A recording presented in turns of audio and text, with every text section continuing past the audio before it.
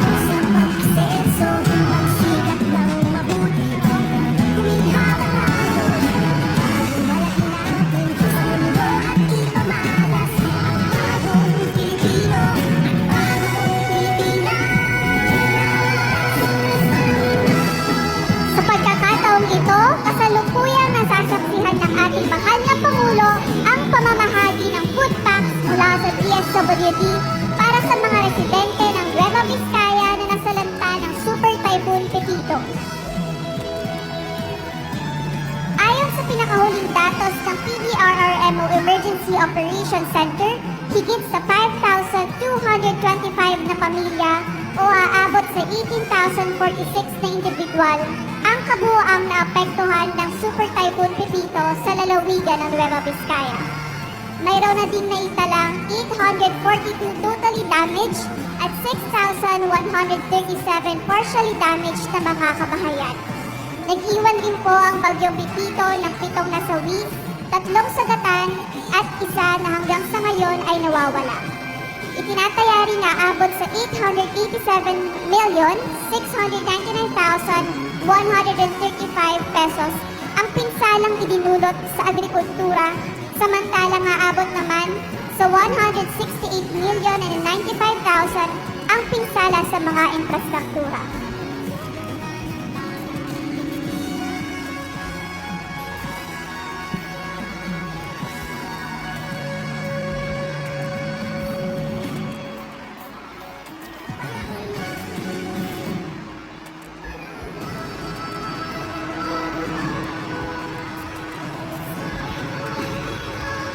Maaari na po tayong umupo.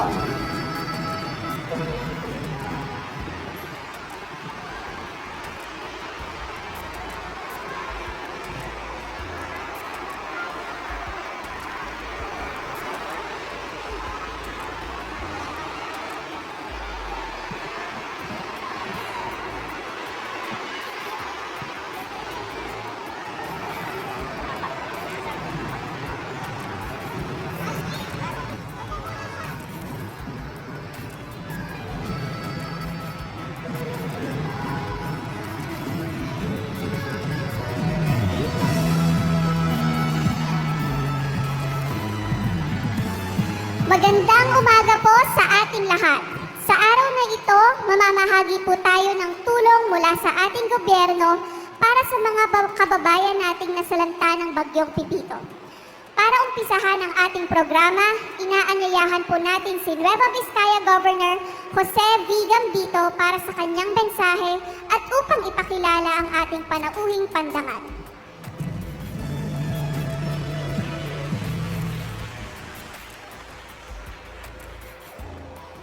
Magandang umaga sa ating lahat.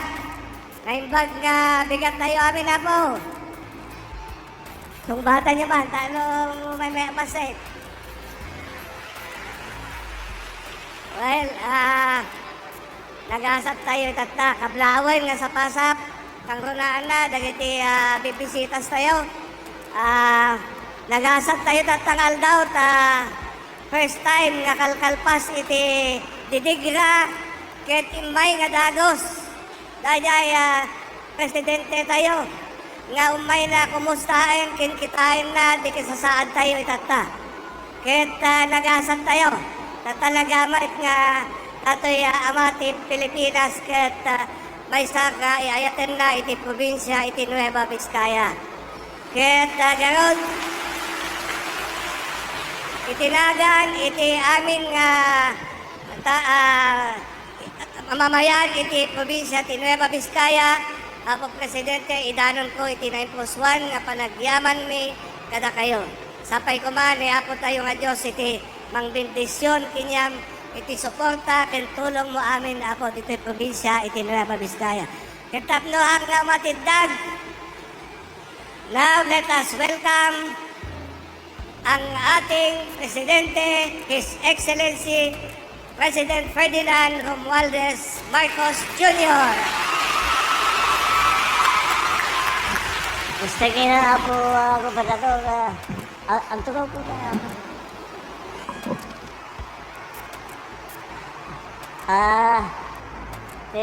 Dagiti opisyales, apong na opisyales nga Nueva Vizcaya, kente dagiti beneficiaries nga ating nabibigyan kayo na, magbigay tayo ngayon nga basik na tulong. Kagayan kayong kakabsat nga tiga Vizcaya na yung pagbigat yung amin.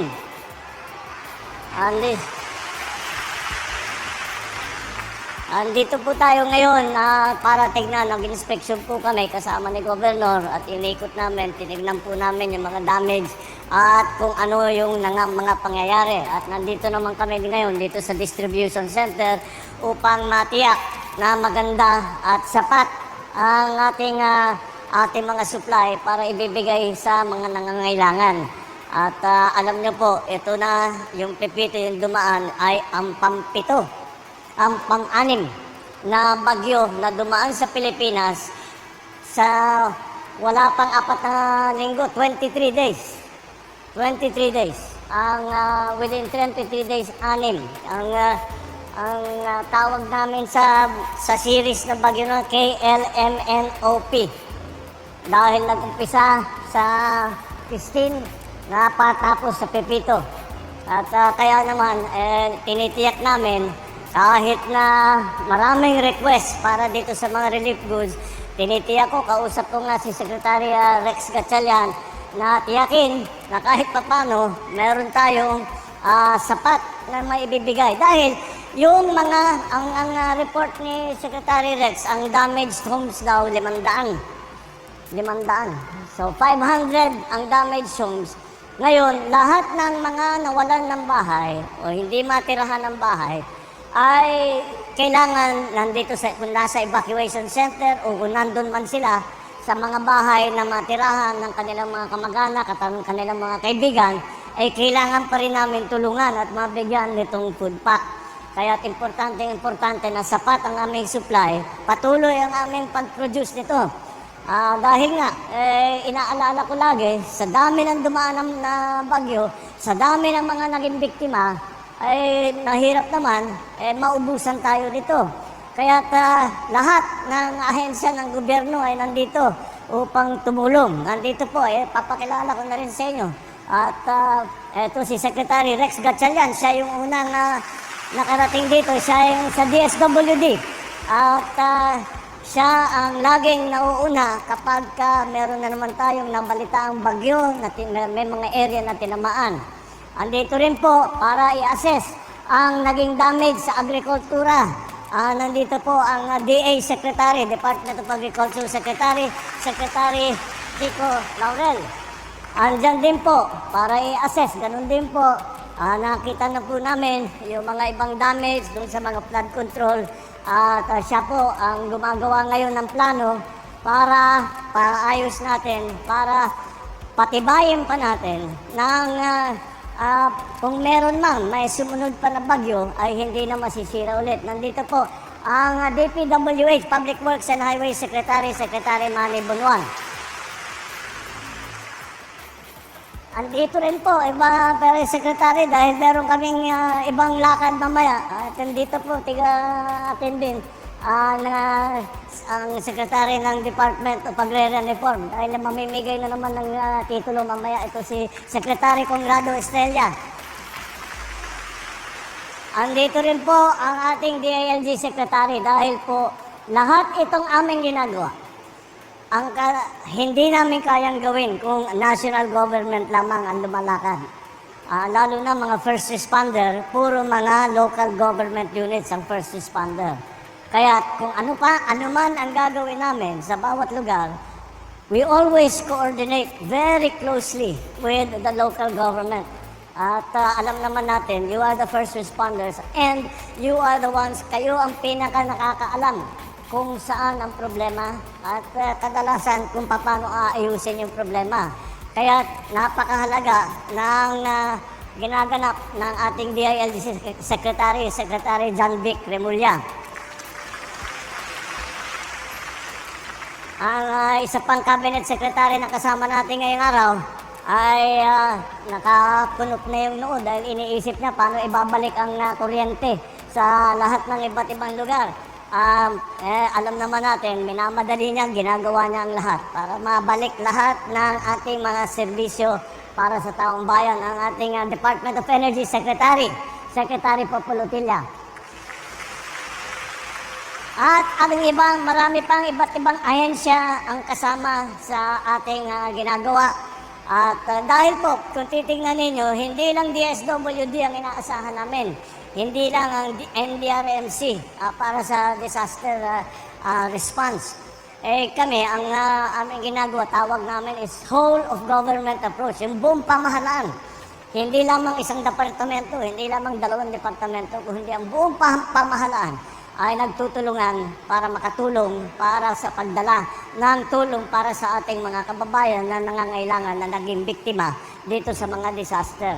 Kaya po, ay kung titignan po ninyo, marami pong galing sa iba't ibang ahensya at huwag po natin makakalimutan ang ating mga private sector na tumutulong. Ang private sector, yung mga negosyante po, lalo na yung mga malalaking negosyante, yung mga mayayaman, sa awa naman ng Diyos, ay sila tumutulong. Kaya pasalamatan din natin sila sa kanilang binibigay na tulong dahil nakikita naman natin ang malasakit nila at pagmamahal nila sa taong bayan. Kaya po, ito lahat ay pinagsasama-sama natin kasi ang aming gagawin ay mula ngayon, we will continue to distribute itong relief goods hanggang hindi na nangangailangan ang ating mga kababayan, ang mga tiga-Biskaya. So tuloy-tuloy yan hanggat makabalik na kayo sa kayong tinitirahan at meron na kayong kaya na ninyong bumalik sa dati ninyong buhay.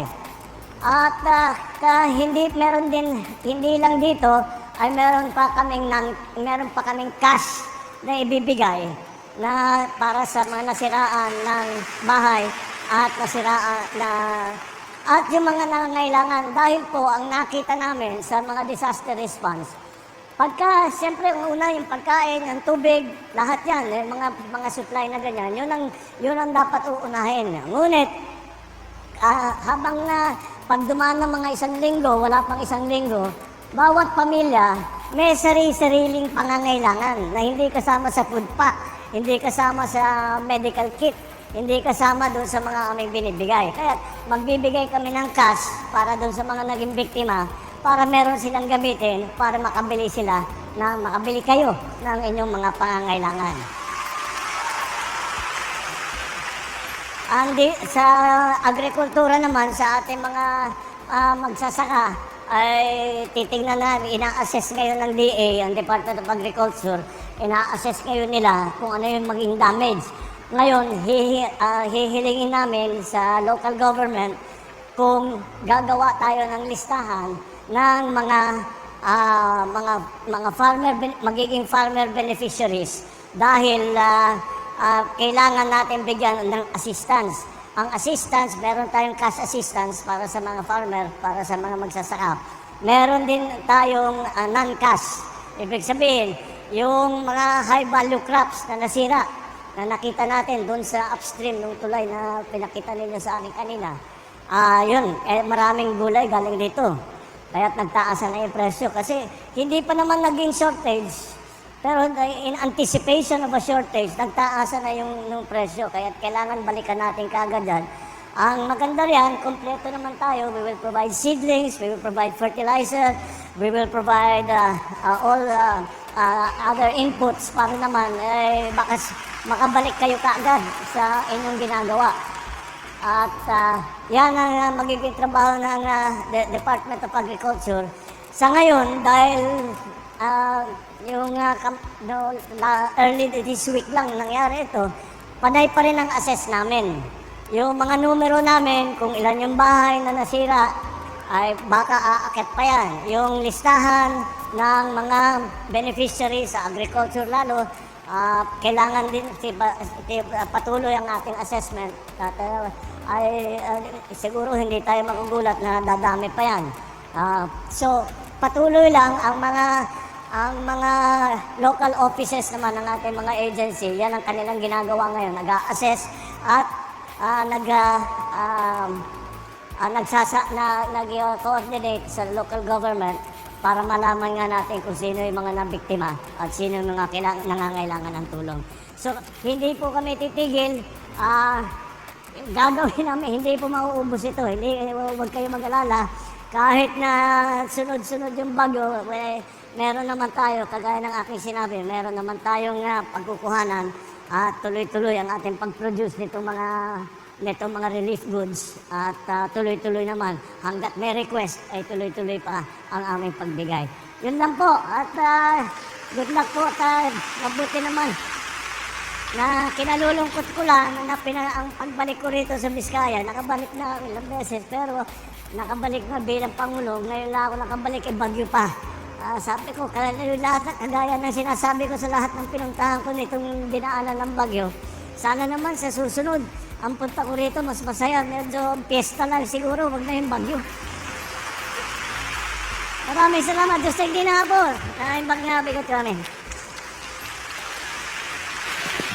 Salamat po, mahal na Pangulo. Sa puntong ito, inaanyayahan natin ang ating mahal na Pangulo na pangunahan ang pag-turnover ng presidential assistance para sa pamahalaang panlalawigan ng Nueva Vizcaya. Inaanyayahan po natin si Governor Gambito upang tanggapin ang 50 million pesos mula sa Office of the President. Maraming salamat po, mahal na Pangulo, sa tulong na iyong pinaabot para sa mga mamamayan ng Nueva Vizcaya. Malaking tulong po ito upang makabangon muli ang mga nasalanta ng Bagyong Pipito. Sa pagkakataong ito, inaanyayahan po natin ang ating mahal na Pangulo para sa isang group picture.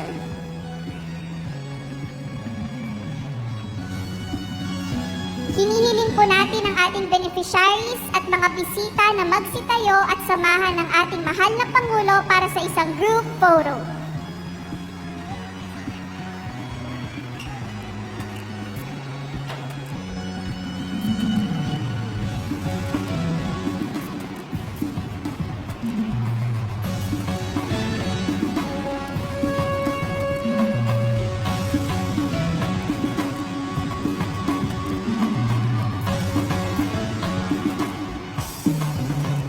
Ready at the count of 3, Mr. President. 1, 2, 3. Another 1. 1, 2, 3. Maraming salamat po, mahal na Pangulo.